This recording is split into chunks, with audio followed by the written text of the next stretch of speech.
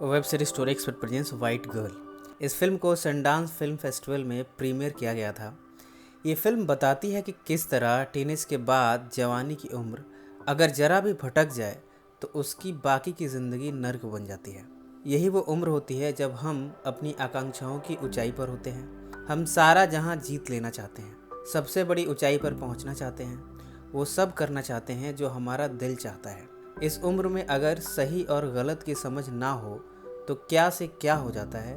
Drugs, weed, cocaine, ये ऐसी चीज़ें हैं जो हर जवान लड़का लड़की को अपनी तरफ खींचती हैं। जो इनसे बच पाता है वो ज़िंदगी को बड़े पीसफुली जी पाता है, और जो बहक जाता है उसके हाथ सिवाय पछतावे के कुछ नहीं लगता। ये कहानी है लिया की। लिया यूनिवर्सिटी सेकेंड ईयर की स्टूडेंट है। वो आज अपनी फ्रेंड कैटी के यहाँ शिफ्ट हुई है। ज़िंदगी को धुएं में उड़ाना उसकी फेवरेट हॉबी है। साथ ही वो एक मैगज़ीन कंपनी के साथ इंटर्नशिप कर रही है। कॉलेज के बाद अक्सर वो टाइम यहीं पर बिताती है। दोस्तों के साथ वीड पीना, कोकीन लेना, ये उसकी रोज़ की आदत है। एक दिन अपने फ्रेंड्स के साथ वो वीड ले रही थी कि वीड ख़त्म हो गई। खिड़की से उसने देखा कि इस रात के समय में भी कुछ लड़के सड़क पर वीड पी रहे हैं। उसे आइडिया लग गया कि हो न हो ये वीड तो रखते ही होंगे। वो उनसे वीड खरीदने गई। इनमें एक लड़का था जिसका नाम था ब्लू। उसने उसे बिल्कुल भी तवज्जो नहीं दी, पर अगले दिन लिया ने अपनी खूबसूरती दिखाकर ब्लू से दोस्ती कर ली। इसके बाद लिया ने इनके साथ वीड और कोकीन लेना शुरू कर दिया। लिया को सिर्फ ये नशा चाहिए करने को, उसके बाद वो कुछ भी करने को तैयार है। और इस तरह उसने ब्लू के साथ रिश्ता बनाना शुरू कर दिया। दोनों का रिश्ता धीरे धीरे जिस्मानी रिश्ते में बदल गया। अब धीरे धीरे ब्लू लिया के लिए सीरियस होने लगा है। ब्लू ड्रग डीलर है। वो लॉयड से माल उठाकर इधर उधर बेचता है और इन्हीं सब में पैसा बनाता है। लिया ने उसे एडवाइस किया कि क्यों ना तुम हमारी मैगज़ीन की जो पार्टी ऑर्गेनाइज होती है उसमें आकर अपना माल बेचो, और इस तरह तुम्हें 3 गुना ज़्यादा पैसा मिलेगा। शुरू में तो ब्लू को ये आइडिया पसंद नहीं आया, पर पैसे का लालच देखकर वो भी लिया की बातों में आ गया, और इस तरह उन दोनों ने मिलकर इस पार्टी में काफ़ी यंगस्टर्स को वीड बेचकर अच्छा खासा पैसा बनाया। अब दोनों इस प्रॉफिट से काफ़ी मोटिवेटेड है। उन दोनों ने सोचा क्यों ना हम और ज़्यादा से ज़्यादा माल लाकर यहाँ पर बेचें। इसके लिए ये दोनों गए लॉयड के पास। लॉयड बड़ा डीलर है जो कि इन लोगों को ड्रग सप्लाई करता है। लिया और ब्लू ने लॉयड से कहा हमें 1 किलो माल चाहिए। लॉयड ने भी उधारी पर ये माल दे दिया, पर अभी इसे बेचने की प्लानिंग चल ही रही थी कि इसी बीच ब्लू को पुलिस ने पकड़ लिया और उसे जेल ले गई। ऐसा नहीं है कि ब्लू पहली बार पकड़ा गया है। इसके पहले भी वो 2 बार अरेस्ट हो चुका है, पर उसने ये काम बंद नहीं किया। इस बार उसे छोड़ा जाना बहुत मुश्किल है। उसे 20 साल की सज़ा होनी तय है।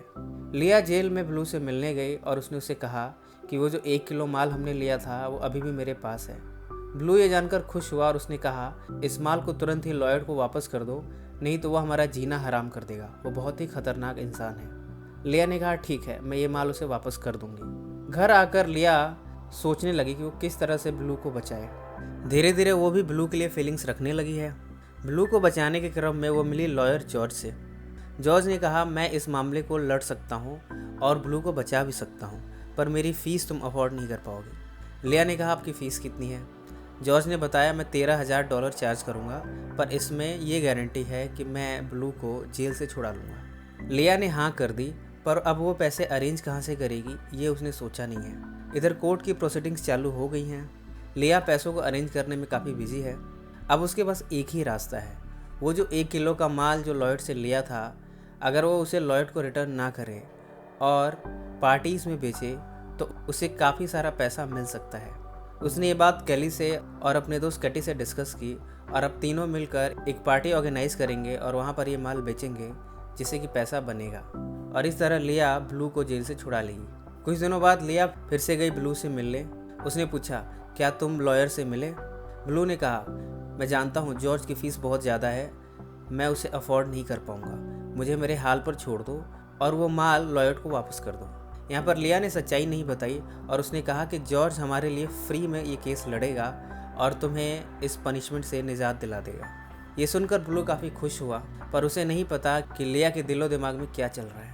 लिया ने कैली और कैटी के साथ मिलकर पार्टी ऑर्गेनाइज की, सारा माल यहाँ पे बेचा। इन तीनों को यहाँ पे काफ़ी सक्सेस मिली। उन्हें $24,000 मिले इस माल को बेचने के। इस खुशी में इसी पार्टी में लिया ने कोकीन का ओवरडोज ले लिया। इसकी वजह से वो वहीं पर बेहोश हो गई। कैली और कैटी तो चले गए। इस समय लिया ने $24,000 को अपने कपड़ों में छुपा के रखा था, पर जब सुबह उसे होश आया तो पैसा गायब था, यानी कि माल भी गया और पैसा भी। लिया कल रात को अपने ओवर एक्साइटमेंट की वजह से काफ़ी पछता रही है। अगर उसने ज़रा समझदारी से काम लिया होता तो उसके पास इतने पैसे होते कि वो लॉयड को भी पैसे रिटर्न कर सकती थी और साथ ही जॉर्ज की फ़ीस भी पे कर सकती थी। पर अब क्या होगा, वो अब सब कुछ खो चुकी है। लिया पहुंची जॉर्ज के पास और उसने अपनी सारी आप बीती उससे सुना दी। जॉर्ज ने कहा, तुम फिक्र मत करो, ये सिस्टम बहुत ख़राब है। यहाँ पर जो गोरे होते हैं उन्हें बड़े से बड़े सज़ा में भी माफ़ कर दिया जाता है, और जो ब्लैक होते हैं उनकी थोड़ी सी सज़ा को भी बढ़ा चढ़ाकर पेश किया जाता है और उन्हें कड़ी सज़ा दी जाती है। पर फिर भी मैं इस सिस्टम के खिलाफ लड़ूंगा और ब्लू को जेल से निजात दिलाऊंगा। इसके बाद जॉर्ज ने लिया को डिनर पे इनवाइट किया। लिया मान गई। डिनर करने के बाद जॉर्ज और लिया के घर पे पहुंचे। इस समय लिया ने हैवी कोकीन ले लिया था और जॉर्ज ने इसका फ़ायदा उठाया और उसका असली चेहरा सामने आया। लिया जो कि नशे की हालत में धुत थी, जॉर्ज ने उसका फ़ायदा उठाया और रात भर उसका बलात्कार किया। अगली सुबह जब लिया अपने बेड से उठी तो वो चिल्ला रही थी, जैसे वो मानो अपने आप को खो चुकी हो। साथ में वो पछता भी रही थी कि उसने क्या क्या गलतियाँ करी हैं अपनी ज़िंदगी में। पिछले कई दिन उसके लिए सदमे से कम नहीं गुजरे, खास करके पिछली रात।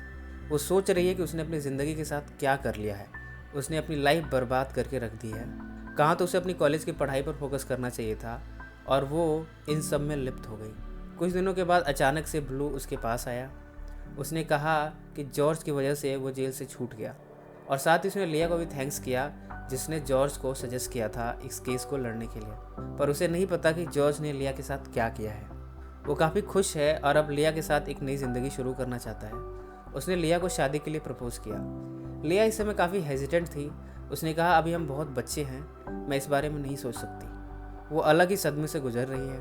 पर फिर भी बाद में उसने ब्लू से कहा, हम इस रिश्ते के बारे में आगे सोचेंगे, अभी मुझे अपनी पढ़ाई पर फोकस करने दो। अगले दिन वो ब्लू के साथ मार्केट में टहल रही थी कि तभी लॉयड ने आकर ब्लू पर अटैक कर दिया। ये अटैक इतना तगड़ा था कि ब्लू को काफ़ी चोट आई। गुस्से में ब्लू ने भी लॉयड को मारना शुरू कर दिया। इतना मारा कि लॉयड वहीं पे मर गया। उसके बाद उसने लिया की तरफ देखा और उसके चेहरे को देखकर वो समझ गया कि लिया ने लॉयड का माल वापस नहीं किया था, जिसके बदले में लॉयड ने उस पर अटैक किया। पर अब सब कुछ ख़त्म हो चुका है। पुलिस यहाँ पर आ चुकी है और उसने ब्लू को फिर से अरेस्ट कर लिया है और इस बार मर्डर केस में अरेस्ट किया है। लिया के चेहरे पर इस समय पछतावे के अलावा कुछ नहीं है। पहले ही वो सब कुछ खो चुकी थी और अब ब्लू को भी खो दिया। अगली सुबह वो कॉलेज में पहुंची है जहाँ वो पढ़ती है। सारे स्टूडेंट्स अपने असाइनमेंट सबमिट कर रहे हैं, पर लिया के चेहरे पर कोई भाव नहीं है सिवाय पछतावे के। उसे समझ में नहीं आ रहा कि उसे अब क्या करना चाहिए। फ्रेंड्स, वैसे तो जीवन का हर मोड़ इम्पॉर्टेंट होता है, पर अगर हम अपने स्कूल और कॉलेज के दिनों को संजीदगी से जिएं तो आगे की ज़िंदगी काफ़ी शांतिपूर्ण होती है। आशा करता हूँ ये कहानी आपको पसंद आई होगी। ये कहानी कैसी लगी कमेंट्स में ज़रूर मेंशन करें। इस वीडियो को लाइक और शेयर ज़रूर करें। और किसी फिल्म की कहानी या वेब सीरीज़ की कहानी आप सुनना चाहें तो कमेंट्स में मेंशन करें, हम उसे ही पब्लिश करेंगे। अगर आपने हमारे चैनल को अभी तक सब्सक्राइब नहीं किया तो सब्सक्राइब कर लीजिए और बेल आइकन दबा दीजिए। सो फ्रेंड्स, फिर मिलेंगे ज़िंदगी के किसी नए मोड़ पे।